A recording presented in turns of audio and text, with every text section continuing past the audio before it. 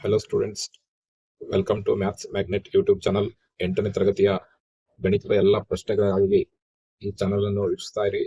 ನಾವು ಈಗಾಗಲೇ 4.2ರವರೆಗೆ ಎಲ್ಲ ಅಭ್ಯಾಸಗಳನ್ನು ಮಾಡಿ ಮುಗಿಸಿದ್ದೇವೆ.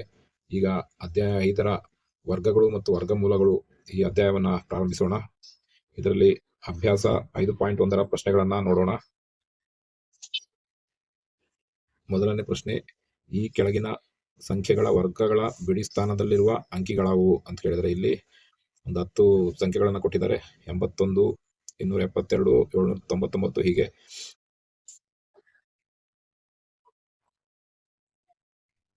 ಈಗ ಮೊದಲನೇದು ಸಂಖ್ಯೆಯನ್ನ ಬಿಡಿಸೋಣ, 81. ಈ ಪ್ರಶ್ನೆಯನ್ನ ಸರಿಯಾಗಿ ಅರ್ಥ ಮಾಡ್ಕೊಳ್ಳಿ. ಕೆಳಗಿನ ಸಂಖ್ಯೆಗಳ ವರ್ಗಗಳ ಬಿಡಿ ಸ್ಥಾನದಲ್ಲಿರುವ, ಇದರ ವರ್ಗ ಅಂದ್ರೆ ಇದನ್ನ 2 ಸರಿ ಗುಣಿಸಿದಾಗ ಬರುವಂತದ್ದು ಇದರ ವರ್ಗ. ಅದರ ಬಿಡಿ ಸ್ಥಾನದಲ್ಲಿರುವ ಅಂಕೆ ಯಾವುದು ಅಂತ ಕೇಳಿದ್ದಾರೆ. ಹಾಗಾಗಿ 81ನ್ನ ವರ್ಗ ಮಾಡಿದಾಗ 2 ಸರಿ ಹಾಕಿ ಗುಣಿಸಿದಾಗ ಇದರಲ್ಲಿ ಬರುವ ಬಿಡಿಸ್ಥಾನ ಯಾವುದು ಅಂತ ಕೇಳಿದ್ದಾರೆ.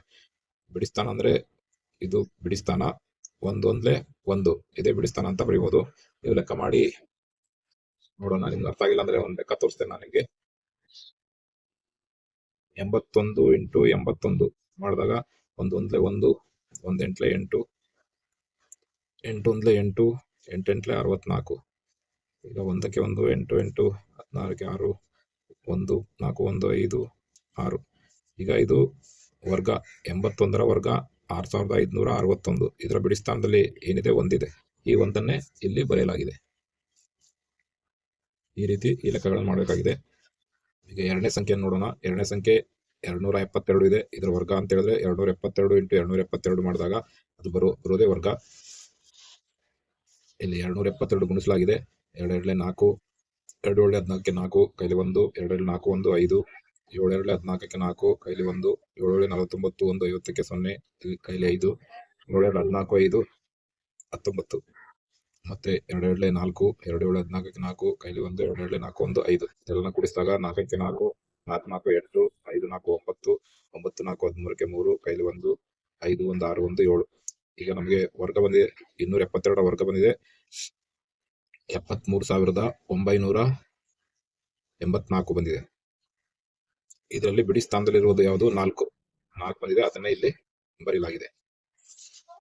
ಇದೇ ರೀತಿ ಎಲ್ಲ ಲೆಕ್ಕನ ಮಾಡ್ಕೊಂಡು ಹೋಗೋಣ. ಆದ್ರೆ ನೀವು ಈಗ ಗುಣಿಸ್ಕೊಂತ ಹೋದ್ರೆ ಬಹಳಷ್ಟು ಟೈಮ್ ಹಿಡಿತದೆ. ಹಂಗಾಗಿ ನೀವು ಇದನ್ನ ಡೈರೆಕ್ಟ್ ಆಗಿ ಬರೀಬಹುದು. ಹೇಗೆ ಅಂತ ಇಲ್ಲಿ ತೋರಿಸ್ಕೊಡ್ತೀನಿ ನೋಡಿ. 799 ಇದರ ವರ್ಗ ಅಂದ್ರೆ 799 × 799. ಇದರ ಬಿಡಿ ಸ್ಥಾನದನ್ನ ಗುಣಿಸ್ಬಿಟ್ರೆ ಆಯ್ತು. 9 9 81, 81ಕ್ಕೆ 1, 8 10 ಸ್ಥಾನದಲ್ಲಿದೆ. ಆದ್ರಿಂದ ನಾವು ಅದನ್ನ ಬರೆಯೋಂಗಿಲ್ಲ. ಬಿಡಿ ಸ್ಥಾನ ಅಷ್ಟೇ ಕೇಳಿದ್ದಾರೆ ಅವರು. ಬಿಡಿ ಸ್ಥಾನ 1 ಇರೋದ್ರಿಂದ 1 ಬರೆದಿದೆ. ಹಾಗೆ 3853 ಅದನ್ನ 2 ಸರಿ ಗುಣಿಸಿದಾಗ ಬಿಡಿ ಸ್ಥಾನವನ್ನ ಗುಣಿಸಿದ್ರೆ 3 3 9, 9 ಬಿಡಿ ಸ್ಥಾನದ ಸಂಖ್ಯೆ ಬರೆದ್ರೆ ಆಯ್ತು. ಅದೇ ರೀತಿ 1234 ಇದನ್ನ ಗುಣಿಸಿದಾಗ 2 ಸರಿ ಗುಣಿಸಿದಾಗ ಬಿಡಿ ಸ್ಥಾನವನ್ನ ಗುಣಿಸೋಣ. 4 4 16, 16ಕ್ಕೆ 6, 6 ಬಿಡಿ ಸ್ಥಾನದಲ್ಲಿದೆ.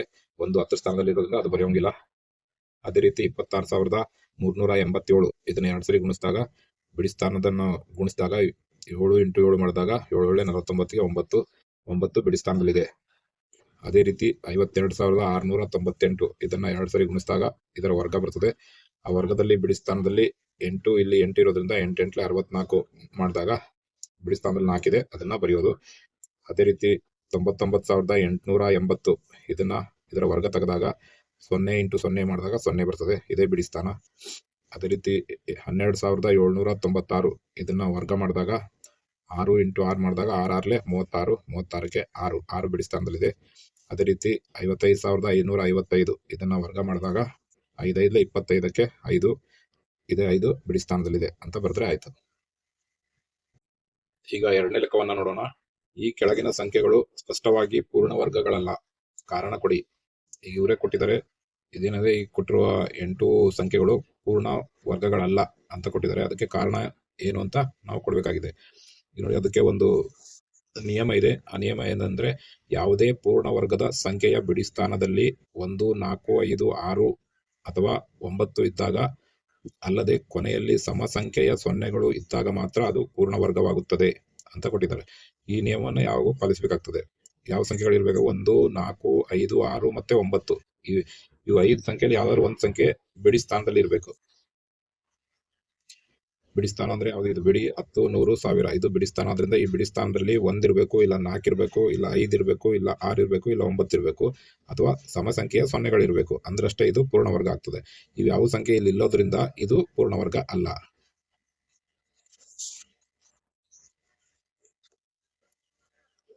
ಈಗ ಒಂದನೇ ಲೆಕ್ಕ 1057. ಇದು ಪೂರ್ಣವರ್ಗವಾಗಿಲ್ಲ. ಕಾರಣ ಈ ಸಂಖ್ಯೆ ಬಿಡಿ ಸ್ಥಾನದಲ್ಲಿ 7 ಇದೆ. 7 ಇರೋದ್ರಿಂದ ಇದು ಪೂರ್ಣವರ್ಗ ಅಲ್ಲ. ಈ ಸ್ಥಾನದಲ್ಲಿ 1, 4, 5, 6 ಅಥವಾ 9 ಇದ್ರಷ್ಟೇ ಇದು ಪೂರ್ಣವರ್ಗ ಆಗ್ತದೆ. ಅದೇ ರೀತಿ ಎರಡನೇ ಸಂಖ್ಯೆ 23,453 ಇದು ಸಹ ಪೂರ್ಣವರ್ಗವಲ್ಲ. ಕಾರಣ ಈ ಸಂಖ್ಯೆ ಬಿಡಿ ಸ್ಥಾನದಲ್ಲಿ 3 ಇದೆ. 7,928 ಇದು ಪೂರ್ಣವರ್ಗ ಅಲ್ಲ. ಈ ಸಂಖ್ಯೆ ಬಿಡಿ ಸ್ಥಾನದಲ್ಲಿ 8 ಇದೆ. ಆದ್ರಿಂದ ಇದು ಪೂರ್ಣವರ್ಗ ಅಲ್ಲ. ನಂತರ 2,22,222 ಇದು ಸಹ ಪೂರ್ಣವರ್ಗ ಅಲ್ಲ. ಯಾಕಂದ್ರೆ ಇದು ಬಿಡಿ ಸ್ಥಾನದಲ್ಲಿ 2 ಇದೆ. ಅದೇ ರೀತಿ 64,000 ಇದು ಸಹ ಪೂರ್ಣವರ್ಗ ಅಲ್ಲ. ಯಾಕಂದ್ರೆ ಇಲ್ಲಿ 0 ಏನ್ ಕೇಳಿದ್ರೆ 0 ಸಮ ಸಂಖ್ಯೆಯಲ್ಲಿ 0 ಇರಬೇಕು. ಸಮ ಸಂಖ್ಯೆ ಅಂದ್ರೆ 2 0 ಇರಬೇಕು, ಇಲ್ಲ 4 0 ಇರಬೇಕು, ಇಲ್ಲ 6 0 ಇರಬೇಕು. ಇಲ್ಲಿ ಏನಾಗಿದೆ 3 0 ಇದೆ. ಆದ್ರಿಂದ ಇದು ಸಹ ಪೂರ್ಣವರ್ಗ ಅಲ್ಲ. ಹಾಗೆ 89,722 ಇದರಲ್ಲಿ ಬಿಡಿ ಸ್ಥಾನದಲ್ಲಿ 2 ಇರೋದ್ರಿಂದ ಇದು ಸಹ ಪೂರ್ಣವರ್ಗ ಅಲ್ಲ. ಇದು 2,22,000 2,22,000 ಇದರಲ್ಲಿ ಬಿಡಿ ಸ್ಥಾನದಲ್ಲಿ 3 0 ಇದೆ. 4 0 ಬಂದಿದ್ರೆ ಇದು ಪೂರ್ಣವರ್ಗ ಆಗ್ತಿತ್ತು. ಇಲ್ಲಿ 3 0 ಇರೋದ್ರಿಂದ ಇದು ಪೂರ್ಣವರ್ಗ ಅಲ್ಲ. ಅದೇ ರೀತಿ 5,05,050 ಇದರಲ್ಲಿ ಬಿಡಿ ಸ್ಥಾನದಲ್ಲಿ 1 0 ಇರೋದ್ರಿಂದ ಇದು ಸಹ ಪೂರ್ಣವರ್ಗ ಆಗಿಲ್ಲ. ಈಗ ಮೂರನೇ ಲೆಕ್ಕವನ್ನು ನೋಡೋಣ. ಈ ಕೆಳಗಿನ ಯಾವ ಸಂಖ್ಯೆಗಳ ವರ್ಗಗಳು ಬೆಸ ಸಂಖ್ಯೆಗಳಾಗಿವೆ? ಇಲ್ಲೊಂದು 1, 2, 3, 4 ಸಂಖ್ಯೆಗಳನ್ನು ಕೊಟ್ಟಿದ್ದಾರೆ. ಇವಿಷ್ಟರಲ್ಲಿ ಯಾವ ಸಂಖ್ಯೆಗಳ ವರ್ಗಗಳು ಬೆಸ ಸಂಖ್ಯೆಗಳಾಗಿವೆ ಅಂತ ಕೇಳಿದ್ದಾರೆ. ಇಲ್ಲೊಂದು ನಿಯಮ ಇದೆ. ಬೆಸ ಸಂಖ್ಯೆಗಳ ವರ್ಗಗಳು ಯಾವಾಗಲೂ ಬೆಸ ಸಂಖ್ಯೆಗಳೇ ಆಗಿರುತ್ತವೆ. ಯಾವ ಬೆಸ ಸಂಖ್ಯೆಯಿಂದ ಅದನ್ನ ವರ್ಗ ಮಾಡಿದಾಗ ಅದು ಬೆಸ ಸಂಖ್ಯೆನೇ ಆಗಿರ್ತದೆ. ಆದ್ರಿಂದ ಈಗ ನೋಡಿ, ಇದು ಬೆಸ ಸಂಖ್ಯೆ, ಇದು ಸಮ ಸಂಖ್ಯೆ, ಇದು ಬೆಸ ಸಂಖ್ಯೆ, ಇದು ಸಮ ಸಂಖ್ಯೆ. ಆದ್ರಿಂದ ಸಂಖ್ಯೆ 431 ಮತ್ತು ಸಂಖ್ಯೆ 7,779 ಇವುಗಳ ವರ್ಗಗಳು ಬೆಸ ಸಂಖ್ಯೆಗಳಾಗಿರುತ್ತವೆ. ಬೆಸ ಸಂಖ್ಯೆಗಳ ವರ್ಗಗಳು ಯಾವಾಗಲೂ ಬೆಸ ಸಂಖ್ಯೆಗಳಾಗಿರುತ್ತವೆ. ಆದ್ರಿಂದ ಬೆಸ ಸಂಖ್ಯೆಗಳ ಇವೆರಡು ಬೆಸ ಸಂಖ್ಯೆಗಳು ಅಂತ ಬರೀಬಹುದು. ಸ್ಟೂಡೆಂಟ್ಸ್, ಈಗ 4ನೇ ಲೆಕ್ಕವನ್ನು ನೋಡೋಣ. ಕೆಳಗಿನ ಮಾದರಿಯನ್ನು ಗಮನಿಸಿ ಬಿಟ್ಟ ಅಂಕಿಗಳನ್ನು ತುಂಬಿರಿ ಅಂತ ಕೊಟ್ಟಿದ್ದಾರೆ. ಇಲ್ಲಿ 2, 3 ಮಾದರಿ ಕೊಟ್ಟಿದ್ದಾರೆ. 11ರ ವರ್ಗ 121 ಆಗ್ತದೆ. 101ರ ವರ್ಗ 10,201 ಆಗ್ತದೆ. 101ರ ಇಂಟು 101 ಮಾಡಿದ್ರೆ ಎಷ್ಟು ಉತ್ತರ ಬರ್ತದೆ? ಅದೇ ರೀತಿ ಈಗ ಇಲ್ಲಿ 1001 ಸ್ಕ್ವೇರ್ ಅಂತ ಕೊಟ್ಟಿದ್ದಾರೆ. ಇದಕ್ಕೆ 1002,001 ಅಂತ ಬಂದಿದೆ. ಇಲ್ಲಿ ಏನಂದ್ರೆ ಟೆಕ್ನಿಕ್, ಇಲ್ಲಿ 11ರ ವರ್ಗ 121, ಮಧ್ಯದಲ್ಲಿ 1 ಇದೆ, ಆ ಕಡೆ ಈ ಕಡೆ 1 ಬರೆದಿದ್ದಾರೆ. 101ರ ವರ್ಗ ಅಂದ್ರೆ 1ರ ಅಂಕೆ 2 ಇದಾವೆ. ಇಲ್ಲಿ ಅದು ಮಧ್ಯದಲ್ಲಿ 2 ಇದೆ, ಆ ಕಡೆ ಈ ಕಡೆ 0, ಆ ಕಡೆ ಈ ಕಡೆ 1 ಬರ್ದಿದೆ. ಅದೇ ರೀತಿ ಟೆಕ್ನಿಕ್ ಅನ್ನು ಉಪಯೋಗಿಸಿದ್ರೆ ಇಲ್ಲಿ 1ರ ಅಂಕೆ 2 ಇದಾವೆ, ಅದ್ರ ಮಧ್ಯದಲ್ಲಿ 2 ಬರೆಯೋದು. ಇಲ್ಲಿ 2 0 ಇದೆ, 2ರ ಎಡಭಾಗದಲ್ಲಿ 2 0, ಬಲಭಾಗದಲ್ಲಿ 2 0, ಎಡಭಾಗದಲ್ಲಿ 1, ಬಲಭಾಗದಲ್ಲಿ 1 ಬರೆದ್ರೆ ಇದರ ವರ್ಗ ಆಯ್ತು. ಅದೇ ರೀತಿ ಈಗ ಇಲ್ಲಿ 1ರ ಅಂಕೆ 2 ಇದಾವೆ, ಇಲ್ಲೂ ಮಧ್ಯದಲ್ಲಿ 2 ಬರೆಯೋಣ. ಈಗ ಎಡಭಾಗದಲ್ಲಿ 1, 2, 3, 4 0 ಬರೆಯೋಣ. 1, 2, 3, 4 0 ಬರೆದು ಈ 1ನ್ನ ಇಡೋಣ. ಈ ಬಲಭಾಗದಲ್ಲೂ 1, 2, 3, 4 0 ಬರೆದು 1 ಇಡೋಣ. ಈಗ ಇದರ ವರ್ಗ ಇಷ್ಟೇ ಆಗ್ತದೆ. ಅದೇ ರೀತಿ ಇದು ಸಹಿತ 1ರ ಅಂಕೆ 2 ಇದಾವೆ, ಸೊನ್ನೆಗಳು ಎಷ್ಟಿದಾವೆ? 1, 2, 3, 4, 5, 6 0 ಇದಾವೆ. ಆದ್ರಿಂದ ಇಲ್ಲಿ 1ರ ಅಂಕೆ 2 ಇರೋದ್ರಿಂದ ಮಧ್ಯದಲ್ಲಿ 2 ಬರೆಯೋಣ. ಆಮೇಲೆ ಎಡಭಾಗದಲ್ಲಿ 1, 2, 3, 4, 5, 6 0 ಬರೆದು 1 ಬರೆಯೋಣ. ಇಲ್ಲೂ ಸಹಿತ 1, 2, 3, 4, 5, 6 0 ಬರೆದು 1 ಬರೆದ್ರೆ ಇದರ ವರ್ಗ ಆಯ್ತು. ಅದೇ ರೀತಿ ಈಗ 5ನೇ ಲೆಕ್ಕವನ್ನು ನೋಡೋಣ. ಕೆಳಗಿನ ಮಾದರಿಯನ್ನು ಗಮನಿಸಿ ಖಾಲಿ ಇರುವ ಸ್ಥಳಗಳನ್ನು ಸೂಕ್ತ ಸಂಖ್ಯೆಗಳಿಂದ ತುಂಬಿರಿ. ಇದು ಅದೇ ರೀತಿ ಇದೆ, ಸ್ವಲ್ಪ ಚೇಂಜ್ ಇದೆ. 11ರ ವರ್ಗ 121, 101ರ ವರ್ಗ 10,201 ಇದು ಸೇಮ್ ಇದೆ. 1ರ ಅಂಕೆ 2 ಇದಾವೆ, ಅದ್ರ ಮಧ್ಯದಲ್ಲಿ 2 ಬರೆದು 0, ಎಡಭಾಗದಲ್ಲಿ 1 0, ಬಲಭಾಗದಲ್ಲಿ 1 0, ಅನಂತರ 1 1 ಬರ್ದಿದೆ. ಅದೇ ರೀತಿ ಇಲ್ಲಿ 1ರ ಅಂಕೆ 3 ಇದಾವೆ, ಮಧ್ಯದಲ್ಲಿ 3 ಬರ್ದಿದೆ.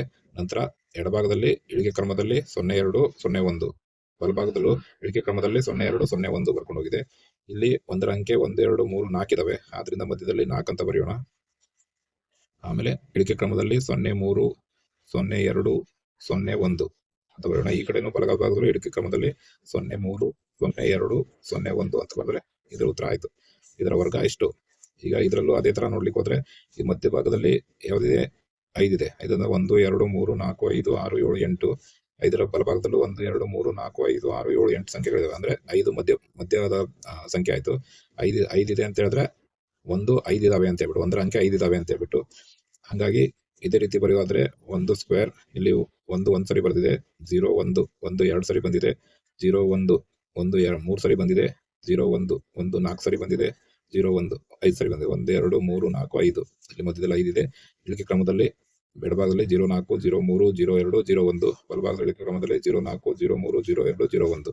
ಇದರ ವರ್ಗ ಎಷ್ಟು? ಇದೆ ಇದರ ಉತ್ತರ.